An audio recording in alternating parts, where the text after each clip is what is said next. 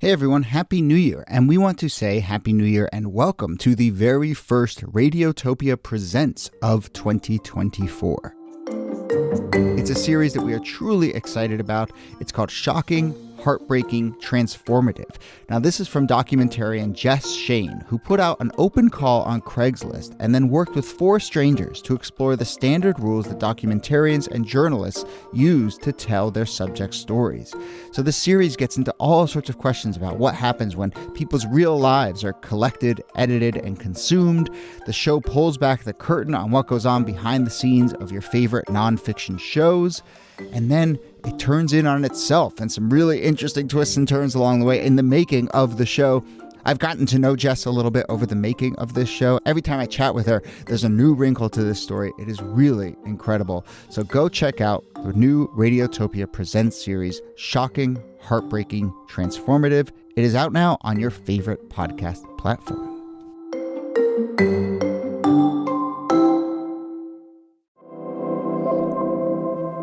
Hello and welcome to This Day in Esoteric Political History from Radiotopia. My name is Jody Avirgan. This day, December 20th, 1956, the Montgomery, Alabama bus boycott comes to an end. The boycott had been going since December 5th, 1955, which was the Monday after Rosa Parks was arrested for refusing to give up her seat to a white woman on a Montgomery public bus. And it was ending now in 1956, 381 days later, as the Supreme Court held up a ruling in a case called Browder versus Gale that deemed segregation on public buses and other public transportation to be unconstitutional. So people who had been boycotting were now going back onto public buses, but of course the civil rights efforts would continue. So we have a boycott in Montgomery of over a year, a legal battle that ended up in Washington. Lots of names in this story beyond the one that everyone knows, Rosa Parks. So that is what we are going to discuss today. And here to talk about what this moment meant is, as always, Nicole Hammer of Columbia. Hello, Niki. Hello, Jody. And our special guest for this episode is Christina Greer, Associate Professor of Political Science at Fordham, co-host of the excellent New York City podcast FAQNYC, which I will definitely be listening to as the mayor's race here in New York heats up. But there's also a new podcast from Christina, I gather, What's in It for Us? It's from the Griot. So, Christina, listeners now know you are a very busy person. Thank you for making the time to come on and join us. Of course. So I guess we should start with this moment. Is this a moment that we should look at through the lens of on-the-ground pressure over more than a year? Or since it ended up in the courts, should we see this as a legal victory? It can be both and. And what I always try and remind my students is that a lot of people think about the civil rights movement in like the context of just the 1960s. But we know that this organizing started in say, the 20s and the 30s because we don't have Brown v. Board until 1954.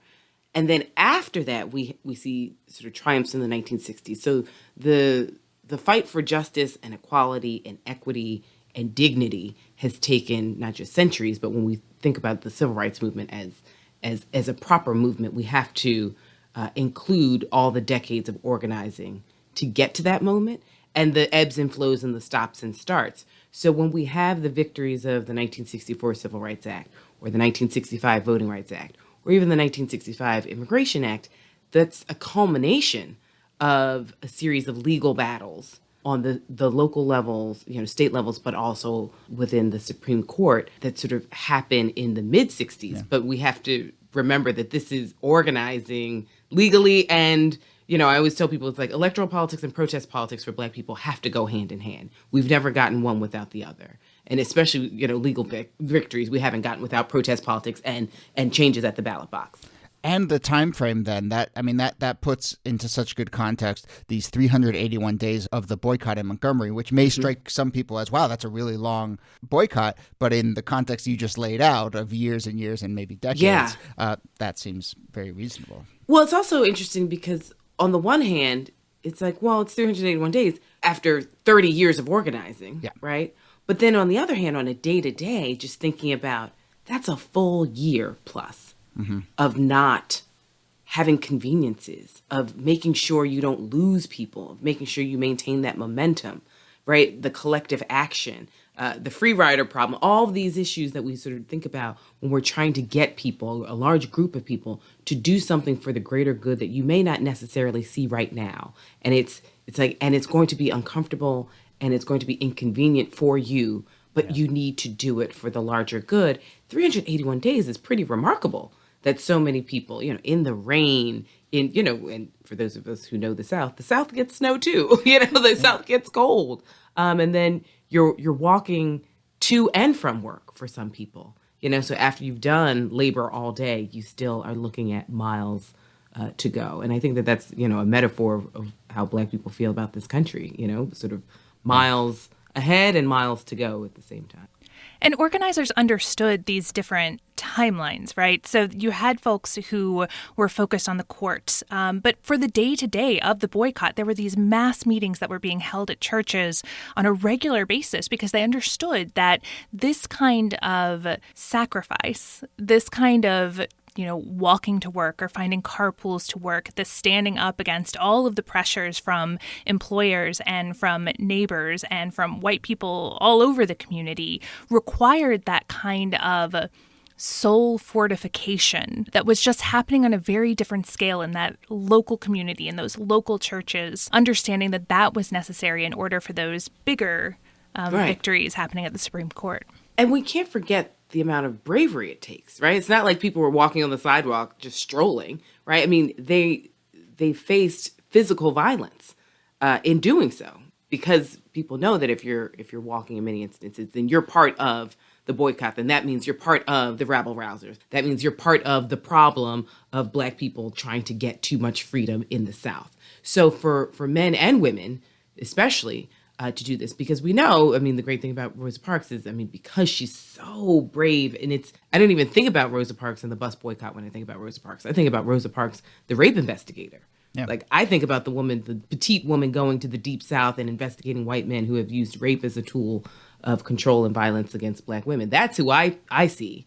The sitting on the bus was a strategic choice. And so this idea that people would not just risk their livelihood, because many people got fired when people found out that they were part of this, organizing, but you could also risk your life in doing so. It's just like the magnitude of that experience is really sort of hard for me to fully digest. And we've done an episode on the case of Recy Taylor and Rosa Parks' work as an activist, prior to Montgomery. And Rosa Parks is so interesting in this regard because it's like, because of the prominence of that one moment where she refused to give up the seat, all of what you talked about, this life of activism before it, has kind of gotten written out. But then also because of the prominence of that moment, I think a lot of the activism that was happening around that moment also gets written out. And so, Niki, I'm wondering if you can talk a little bit about, the other women who were involved in this. There are some really remarkable other characters there who, when you read the history of it, you almost feel like, well, any one of them could have turned into what Rosa Parks ended up being in terms of this mythical figure. Yeah, I would say not just Rosa Parks, but also Martin Luther King Jr., who is tapped to lead the Montgomery Improvement Association during this. Those two figures are so larger than life that we miss the primarily woman-based activism that was happening around transportation in Montgomery in the 1950s. So people like Joanne Robinson, who really spearheaded this boycott and had been pushing for it for years at this point. She became the head of the Women's Political Council back in the early 1950s. And one of the primary things that she was concerned about was discrimination on buses and segregation on buses, and the way that bus drivers would treat Black men and women when these invisible lines were crossed. And so this kind of organizing had been happening. There had been women earlier that year, Claudette Colvin and Mary Louise Smith, who had been arrested but weren't considered upstanding citizens enough to be a test case for the issue of segregation. So you had these people who were engaged in tremendous acts of bravery. Colvin was a young, pregnant Black woman who ends up being arrested by the police and putting herself in a considerable amount of danger. But it was people like this who are key to the story. Robinson's the one who sort of like jumps to the front the night that Rosa Parks is arrested and starts leafleting so she can begin to organize this boycott that she'd been pushing for quite some time. Yeah, I love this tidbit about Robinson. You know, that very night after Parks is arrested, she stays up all night and mimeographs 52,500 handbills calling for a boycott to then distribute and really get this going. And, you know, you don't get a better picture of a moment where, you know, you have this flashpoint moment and then all the hard work that then has to follow it up in order to keep the momentum going. Because there are multiple points in the strategy. And I think that's the key. It's like, it's a series of strategies and multi-pronged strategies on different levels and how you work with the northern states. And, you know, there's classism involved. I think the interesting thing about gender in this moment in time is that, you know, so much of the fundraising was the women. I mean, fish fries and, you know, bake sales through churches, and how that's how, you know, we think about Coretta Scott King playing the piano. You know, she went to conservatory up north. She's the one who raised money for Dr. King to travel all around the country and the world, right? It's her labor. So like the labor of Black women in an economic sense, you know, just can't be ignored. But I think that, you know, when we remember Rosa Parks, and I am definitely not taking away from her bravery and what she did for the movement, what she did for the NAACP, but, you know, we have to remember colorism and classism were real. So like someone like Claudette Colvin or Mary Louise Smith weren't considered ideal candidates to sort of present to the country and also the world, right? Because of complexion, because of education level, because of backstory with husband or not having a husband, right? Rosa Parks is that politics of respectability that Black people have had and still struggle with. You know, like there are Black people who were able to get education. Martin Luther King comes from a prominent family. You know, Rosa Parks comes from a relatively prominent family. And the tensions between sort of, you know, the Fannie Lou Hamers of the world, you know, when we think about SNCC and SCLC and the NAACP and the Black Panthers and all these different types of organizations that were coming together in the 1960s, there were a lot of tensions and a lot of growing pains and a lot of differences in strategy. I mean, these are all of the complexities of Black identity at the time and the moment, and how people like Rosa Parks and MLK and all of the other individuals involved were trying to organize around this moment. But as we step back from it, 60 some odd years later, it's been sanitized. This is years of death threats, right? This is years of violence. And so how violence plays out, not just physical violence, but also the economic violence that Black people had to deal with to sort of keep them in control. And not just in southern states, in the northern states as well. That sanitization is such an important part of the story because it's used as a weapon against protesters and organizers today. If you are protesting racial injustice and there's any sort of pushback or criticism, people point to, particularly white people, point to someone like Martin Luther King Jr. and they're like, but he was nonviolent and he's so beloved. Like I will speak the words of Martin Luther King Jr. and put myself in his tradition. And they're only able to do that because of that sanitization. And also because they haven't read. Right? Because if you read the latter works of Martin Luther King, he was like, I don't know if this is actually possible. Like, you all just don't seem to be moved by this, right? And so you see Martin Luther King and Malcolm X kind of negotiating this interesting space of how Malcolm X is kind of softening to this idea, but well, maybe we can work with white people and think about peaceful transitions of and sharing of power. Martin Luther King was like, I don't know if it's possible. Like I've tried. I've literally laid my body on the line. And when you read Letter from a Birmingham Jail, he's like, you know, it's the liberals that are going to sell us down the road. You know, you all seem to care more about buildings than the reason why we're protesting in the first place. Martin Luther King was not assassinated trying to organize Black people. He was assassinated trying to organize poor people. And there are a lot more poor people in this country than Black people. And so that's the real danger. And so as he sort of organized and mobilized that faction, moving away from just Black identity to a larger humanity and poverty and what it means for this country to sort of be predicated on white supremacy, anti-Black racism, patriarchy, and a certain type of racialized capitalism, helping poor whites understand that that's where the real danger is. And that's when you get assassinated.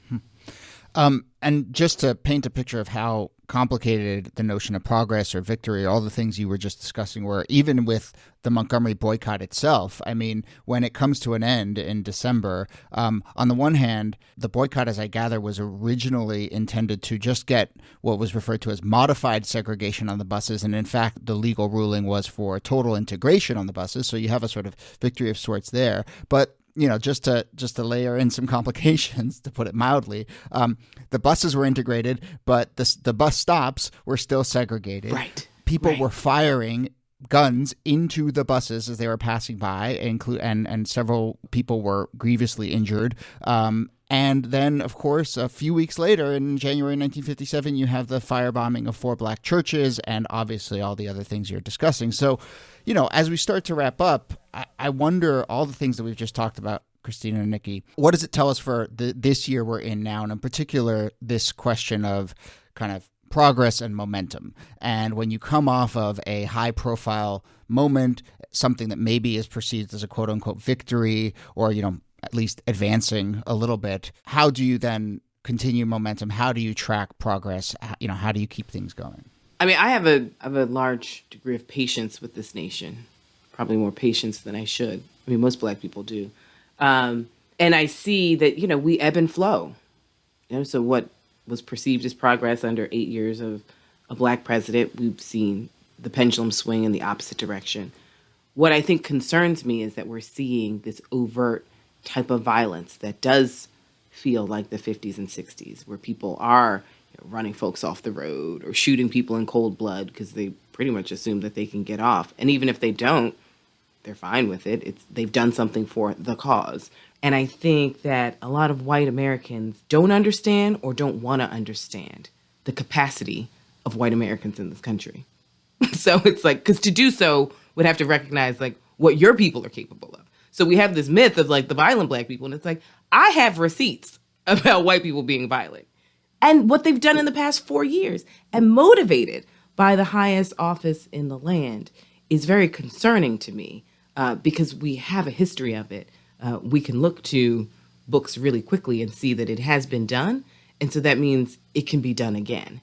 But I think more and more white Americans are recognizing like, to be in solidarity for equity and dignity and equality and freedom and liberty and all the things that are written down on these great documents, it's like, that's a risk. And you have to think about whether or not you want to sign up for that risk. The same way people thought about whether or not they wanted to sign up to do a bus boycott or register folks to vote or move to the North, which, was they oftentimes caught at the train station and murdered before they could go. So it's a large collective identity in this nation of sheer violence, but also people who are really invested in making this country a better place. The mythology that we're often fed, especially white Americans are often fed, is one of inevitable progress.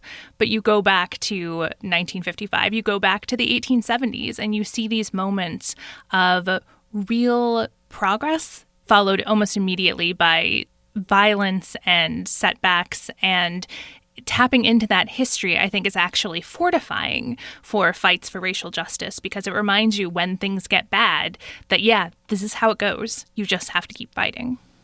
Okay, well, that's a good note to end it on. And Christina Greer, thank you so much for doing this. This has been really fun. Thanks for having me. Christina Greer's podcasts are FAQNYC, and What's in It for Us is the new podcast from the Griot. This Day in Esoteric Political History is a proud member of Radiotopia from PRX, a network of independent, listener-supported, artist-owned podcasts. And listener support is a big part of how we can get this show done, so if you want to support us directly and you are in a position to do so, especially now towards the end of the year as you're thinking about some of your year-end giving, you can do so directly at thisdaypod.com and help support this show and Radiotopia in general. Also on thisdaypod.com, you can get in touch with us, send us some feedback or anything you want to say about this show. You can also email us, thisdaypod@gmail.com. Our researcher and producer is Jacob Feldman. Our producer is Brittany Brown. Over the next couple of weeks, the holiday weeks, we're going to be doing something a little different. We've got a couple two-part specials coming your way. We're also going to feature some of our favorite episodes from over the year. Just trying a couple new things as the year wraps up. My name is Jody Abergan. Thanks again for listening, and we'll see you soon. The executive board of the Montgomery Improvement Association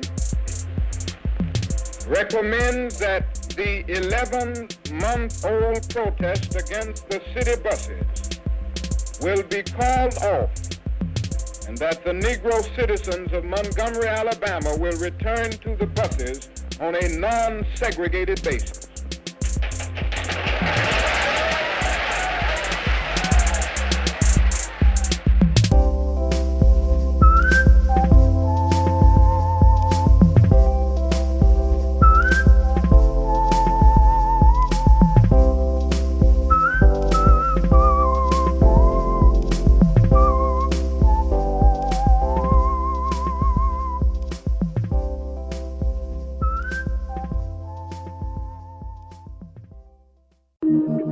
Radiotopia.